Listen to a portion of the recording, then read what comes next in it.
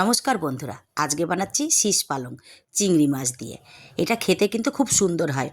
একবার বানিয়ে খেয়ে দেখবেন, একবার খেলে বারবার খেতে ইচ্ছা হবে। এটা বানানোর জন্য প্রথমে আমি চিংড়ি মাছগুলোকে ধুয়ে নুন হলুদ মাখিয়ে নিয়েছি। এবার চিংড়ি মাছগুলোকে লাল করে ভেজে নিচ্ছি। তারপর ওই কড়াইতে আর একটু তেল দিয়ে তাতে দিয়ে দিচ্ছি পাঁচফোড়ন, আর দিচ্ছি বেটে রাখা পেঁয়াজ আদার পেস্টটা।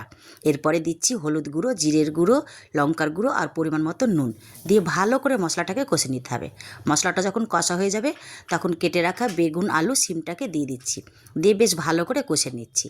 তারপর এটা যখন কষা হয়ে যাবে তখন দিয়ে দিচ্ছি কেটে রাখা পালং শাকগুলো, দিয়ে আবার বেশ খানিকক্ষণ ভালো করে কষে নিচ্ছি। কষা হয়ে গেলে এর মধ্যে দিয়ে দিচ্ছি জল, কারণ পালং শাকটা আর সবজিগুলো সিদ্ধ হওয়ার জন্য। তারপর ঢেকে দিচ্ছি। এবার সিদ্ধ হয়ে গেছে সবজিগুলো, তাই ঢাকনাটা তুলে নিচ্ছি। এবার ভালো করে নাড়াচাড়া করে এর মধ্যে দিয়ে দিচ্ছি ভেজে রাখা চিংড়ি মাছগুলো, আর দিচ্ছি সামান্য চিনি, কারণ শাকে একটু চিনি না দিলে, একটু মিষ্টি মিষ্টি না হলে খেতে ভালো লাগে না। আপনারা চাইলে মিষ্টি নাও দিতে পারেন। একবার এইভাবে রান্না করে খেয়ে দেখুন, খেতে খুবই ভালো লাগে।